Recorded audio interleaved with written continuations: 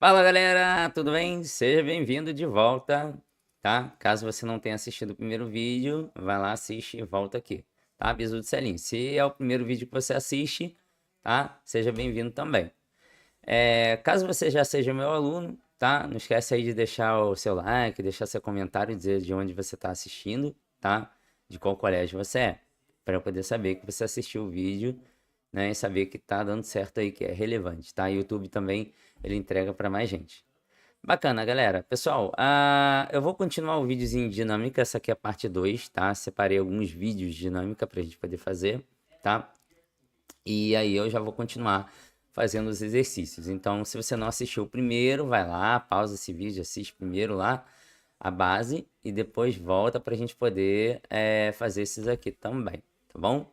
Então, bora lá, vamos começar a brincadeira. Olha os exercícios aí, vamos lá.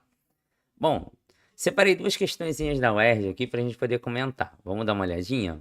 Então, ó, aqui do lado tem um enunciadinho, né, que tinha, né, na questão. Ele fala: considere as leis de Newton e as informações a seguir para responder a questão. Uma pessoa empurra uma caixa sobre um piso de uma sala. As forças aplicadas sobre a caixa na direção do movimento são Fp, que ele fala aqui, que é a força paralela ao solo, né, exercida pela pessoa. FA, galera, que é a força de atrito exercida pelo piso, tá? Ele fala específica pelo piso aqui. E ele fala que a caixa se desloca sempre na mesma direção em sentido do FP, que no caso é a força da pessoa. E eu só esqueci de incluir aqui o FA, tá? O FA vai ser a força. O FC, perdão, né? Eu falei FA. FC é a força da caixa, né? A força de reação ali, tá bom? Então, só para você estar ciente aí que eu vou utilizar, mas tá, você saber o que é.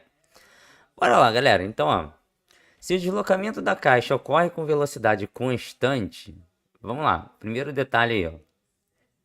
Se ele falou, galerinha, que a velocidade é constante, o que que significa esse carinha aqui? Você aí que assistiu o primeiro vídeo. Velocidade constante implica pra gente em estado de quê? De inércia, que é um estado de movimento. Ah, beleza, professor. Então, né, ele pode estar se movendo ali, né? Mas só que mantendo sempre a mesma velocidade, nunca acelerando, né? É exatamente isso aí. As magnitudes das forças aplicadas ou citadas, né, apresentam a seguinte relação. Vamos lá. Então, a primeira coisa, se eu simbolizar aqui a primeirinha, vai ser o FP. Você vai falar, professor, aleatório isso? Escolheu e foi? Não, porque ó, ele fala que é paralela ao solo. Paralela, galera, paralela. Lembra? Geometria básica, paralela. Não vai vacilar não, tá? Beleza. E aí se você olhar ali, ó, para cada ação há o quê? Uma reação. Lembra da terceira lei? Então a caixa em si, ela também vai ter uma reação contra essa força, né? Paralela que a pessoa está fazendo. Então vai ser o FC aqui. Então, assim, na prática, eu sei que o módulo, né, de FP, ele vai ser, galera, igual ao módulo de FC. Então, a força da pessoa ali, né, vai ser proporcional à força que a caixa vai realizar sobre ela, tá bom? Então, a força de reação. E o atrito, pessoal? Bom, o atrito, galera, ele tem uma regra, tá? O atrito é uma força em sentido contrário. Então, se ele fala para mim, né, ali no início, né, no finalzinho aqui, perdão, que a caixa se desloca na mesma direção de FP, o que que eu entendi? Que a caixa está se deslocando para onde? Para cá, correto? Beleza, para direita. É, professor, verdade, está se deslocando para direita, né? Ela tem uma velocidade, está se deslocando para direita, isso aí. Então, o atrito ele tem que estar para onde, galera? No sentido contrário ao movimento. Bacana? Então, ó, aqui é o AFAT dele, né? Força de atrito, que a gente chamou aí gentilmente de quê? De FA, tá? Então, FAzinhos dele aqui. Aí, beleza. Você vai falar assim, pô, e agora, prof, o que eu tenho que fazer? Buscar uma relação, né? Eu sei que o FP é igual a FC, legal, bacana, né? E nesse caso, ele é igual a FA. Você vai falar, ué, não entendi. Por que tem que ser igual a força de atrito? Tá? Por quê, galera? Vamos lá. Essa força de atrito aqui, ó, ela tá mantendo para mim a velocidade constante. Porque se ela não existisse, o que aconteceria se o piso fosse totalmente liso? Empurraria a caixa e a caixa ela deslizaria livremente. Ela teria uma aceleração, entendeu? Então, nesse caso, já não é mais inércia. Então, como ele me propõe um lance onde ele fala que tem uma velocidade constante, ou seja, uma velocidade que se mantém, o que eu vou fazer? Eu vou igualar as forças. Então, o atrito, ele é uma força em sentido contrário, quando empurra a caixa? Sim. Mas ele está mantendo a velocidade constante, não está deixando a caixa acelerar. Então, aqui, FP igual a FC, que é igual a FA. Tranquilo? Entendeu? Tá bom? Legal. Aqui na 7, continuação, ele fala que se o deslocamento da caixa ocorre com aceleração constante, então aí, galera, não é mais um movimento retilíneo uniforme, mas é o que, pessoal? É um MRUV, movimento retilíneo uniformemente variado.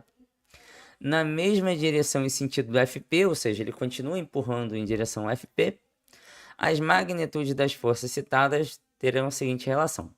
Vamos lá, primeira coisa, ó. O tal do FP em questão, aproveitando o desenho anterior, ele vai continuar sendo igual a FC. Por quê? Para cada ação é uma reação, igual a magnitude, sentido contrário. Então, quer dizer, a força paralela, né, que ele vai fazer ali, né, para empurrar a caixa, ele vai continuar sendo, né, proporcional ali na reação dele. Bacana, tudo bem, bacana, legal. Mas dessa vez, professor, ele acelerou. É verdade. Então, significa que o FP, em algum momento, ele foi maior que o FA, que é a força de atrito. Ele sobrepôs a força de atrito. Correto? Beleza. Porque se fosse igual à força de atrito, ele manteria a mesma velocidade. Tá? Então, nesse sentido, o que eu tenho que fazer aí, pessoal? Eu tenho FP igual a FC. Lembra que FC tem a mesma condição do FP. Então, aí você já deve estar deduzindo que a resposta seja, né? Aí, né? A letra C, onde você tem os dois iguais aqui e o FC, né, maior que o FA, tá? Lembrando que o FC e o FP são iguais. Entendeu? Então, assim, é teoria bem trabalhada, a questão da UERJ bonitinha, e ela tá te ensinando a olhar para essa relação de atrito, de força, de aplicação, reação, entendeu? Então, isso é bacana, tá? Pausa o vídeo, dá uma olhada de novo, vê se você entendeu, tá? E tenta fazer as suas próprias conclusões também, tá? Qualquer coisa deixa aí nos comentários que é sempre importante para eu saber se vocês estão entendendo ou não, tá? Vamos lá. Questão 8, galera, para não ficar longo o vídeo. O que ele fala aí, ó? A imagem mostra um garoto sobre um skate em movimento com velocidade constante de novo. Então esse moleque aqui, ele tá em quê, galera? Inércia, né? Beleza? Que em seguida choque-se com o obstáculo e ele cai. Beleza, você vai falar, pô, professor, já aconteceu isso comigo no ônibus, né? Tava lá paradão no ônibus, o ônibus parou, foi lá na frente, caí. É, verdade, mesmo caso do menino. A queda do garoto justifica-se devido a... Galera, tá na cara. Lei da inércia, né, pessoal? Isso aí, por quê? Um corpo em movimento tende a continuar em movimento até que sobre ele seja aplicada uma força. E foi o que aconteceu. A pedra em si, né, que ele bateu ali, o obstáculo, né, ele aplicou uma força sobre o skate. E aí o menino que estava em pé ali em cima, ele continuou o movimento. Porque lembra que ele e o skate, até aquele momento, era um corpo só. Mas a partir do momento que o skate parou, ele continuou tendo movimento, entendeu? Que o conjunto tinha. Então ele continuou o movimento dele. Por isso que é a primeira lei, que é a lei da inércia, tá bom? Então, tranquilo? Tá? Então essa aí até que foi fácil. Vamos dar uma olhada nessa aí. O VES. Considere as seguintes afirmações. Uma pessoa em um trampolim é lançada para o alto. Imagina, trampolim, aquelas crianças, né, cama elástica, pum, pum, pum, pulando, bacana, legal, lindo, muito lindo. Ó, no ponto mais alto da trajetória, pessoal, o ponto mais alto da trajetória, isso está parecendo um lançamento vertical, né? Pois é. O que acontecia no ponto mais alto da trajetória? Lembra? A velocidade é igual a zero. É verdade, porque no ponto mais alto da trajetória, a velocidade diminui, ela tem que chegar a zero para ela poder descer, né? Senão Tadinha da bichinha, né? Vai embora. Tchau, vai com Deus. Pode arrasta pra cima. Não vai dar certo. Fala que a sua aceleração é nula. No caso, a aceleração gravitacional existe, tá? Só para deixar registrado. O ponto mais alto de sua trajetória, a sua aceleração será nula, o que dá a sensação de gravidade zero, tá? Então vamos lá. Tá certo ou tá errado? Tá? Galera, tá errado por um detalhe. Inclusive, eu até comentei ele agora, né? Acabei dando spoiler. Não é que a aceleração dele seja nula no ponto mais alto. A aceleração dele continua contando como a gravidade.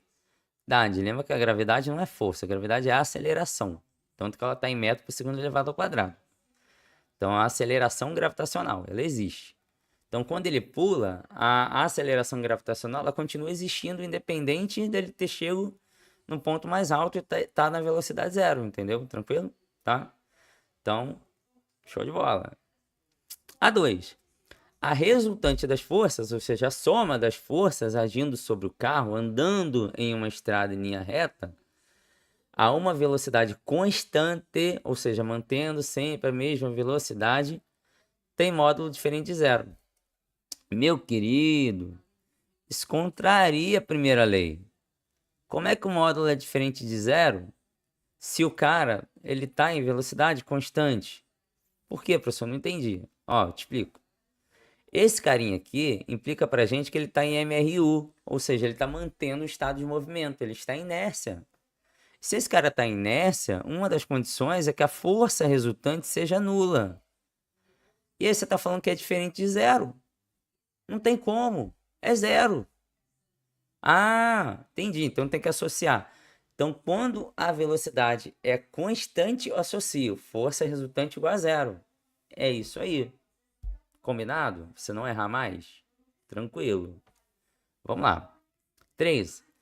As forças peso e normal. Vamos ver, isso aqui é um problema clássico da física. Atuando sobre um livro em repouso em cima de uma mesa horizontal, formam paração e reação. Mentira. Tá? Por quê? Vou te explicar. Tá o livro lá, paradão na dele. Legal? Vamos supor que é seu livro de física aí, que sei que você estuda, né? Aí você tem a normal, que ela é perpendicular à superfície de contato. Lembra que ele está apoiado na superfície. E aqui você tem o peso, que ela aponta para o centro da Terra. Bacana. Por que eu não posso dizer que peso normal são ação e reação? Parece, né? Porque ó, tem a mesma direção, que é vertical, e sentidos opostos, né? Pois é. Mas lembra que o peso, galera, ele é a relação da massa vezes a gravidade. E a normal, galera, é uma força que depende de contato. Então, quando eu pego esse mesmo livro e lanço ele numa área e ele cai, ele não deixa de ter peso. O peso continua existindo. Então, se o peso é normal fosse em par, ação e reação, quando eu lançasse ele no ar, ele deveria ter normal também, mas ele não tem. Porque a normal só existe quando ele tem contato com outro corpo. No caso, com a superfície ali da mesa que ele fala. Entendeu? Então, quer dizer, peso e normal são duas forças distintas. Não tem nada a ver com paração e reação. Elas existem uma independente da outra. Tá bacana? Inclusive, pode ter situações de plano inclinado ali que você visualize que as direções são diferentes. Então, esse cara não é paração e reação. Então, se nenhuma delas é certa, nenhuma das afirmações é correta. A alternativa é a letra E. Uma pegadinha muito boa. Entendeu? Tá? Galera, dá uma olhadinha, pausa o vídeo, revisa o que eu falei, anota, tá? Sempre importante. O estudante de verdade, ele anota as coisas. Ele não fica só sentado ali, né, do outro lado assistindo o vídeo. Ele anota para poder tirar as próprias conclusões. Então, se você é desse só de assistir, tá perdendo seu tempo, tá? Vamos lá, me escuta. A10, que é a nossa última aí. Enem. Ó, no seu estudo sobre a queda dos corpos, Aristóteles afirmava que se abandonarmos corpos leves ou pesados de forma da mesma altura, o mais pesado chegaria mais rápido ao solo. Faz sentido. Essa ideia está apoiada em algo que é difícil de refutar, que é a observação direta da realidade observada no senso comum, baseada no senso comum. É, bacana, realmente. Se eu lançar, né, a gente sabe que isso é verdade. Após uma aula de física, dois colegas estavam discutindo sobre a queda dos corpos. E um tentava convencer o outro da sua razão. Então vamos lá, colega A, o que é que ele fala? O corpo mais pesado, ou seja, aquele que tem maior massa, implica maior peso, cai mais rápido que um corpo menos pesado. Quando largado da mesma altura, eu provo largando uma pedra e uma rolha. A pedra chega antes, pronto, tá provado. O cara tá errado? Ou pela observação do senso comum, não. Tá certo? Acontece isso? Acontece. Se você fizer isso com a pedra e a rolha, a pedra vai cair antes, beleza, mas vamos lá. Colega B, eu não acho. Peguei uma folha de papel esticada e deixei cair. Quando amassei, ela caiu mais rápido. Com isso, é possível. Como isso é possível? Se era a mesma folha de papel, deveria cair do mesmo jeito. Tem que ter outra explicação. Esse cara percebeu uma coisa que Galileu percebeu, tá? Que a resistência do ar é que mantém os corpos no ar. Então, por exemplo, é o princípio do paraquedas, né? Você está caindo, seu corpo, queda livre, você abre o paraquedas. Quando você abre o paraquedas, o que que acontece? A resistência do ar, o impulso, né, do ar ali, ele te mantém no ar. E aí você vai caindo mais lentamente, tá? Então a proposta é essa. Aí se você pensar, poxa, beleza, mas por que que no primeiro o cara estava errado, então? Porque a pedra e a rolha, galera, elas tinham praticamente a mesma dimensão.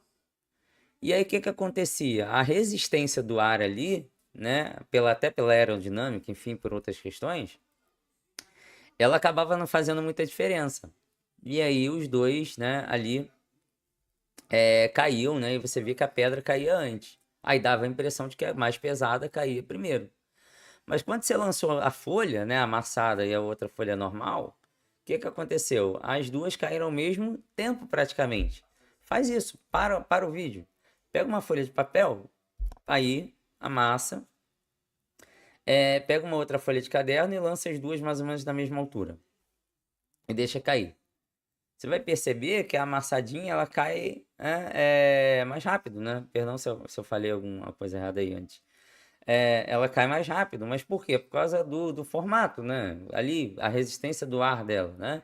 Ela oferece menos resistência ao ar. A folha inteira, né? Quando ela está proposta ali, aqui ó, por exemplo, essa aqui ó, uma folha inteira, ela vai ter toda essa área de contato embaixo dela. A partir do momento que eu amassar a folha, a área de contato diminui, entendeu? Então, o que conta nesse caso é a resistência do ar. E no caso, questãozinha do Enem, galera. Letra B. Tá vendo como é que é tranquila, viu? Não é a massa, não é o peso, não é a densidade, não é a aceleração da gravidade, tá? A questão envolvida aí, com certeza, é a resistência do ar, tá? Que ela comandou essa questão, beleza? Espero que você tenha gostado. Foram 2 vídeos bem legais aí. Se você puder, deixa o seu like, tá bom? E aí, nos vemos no próximo. Valeu, galera.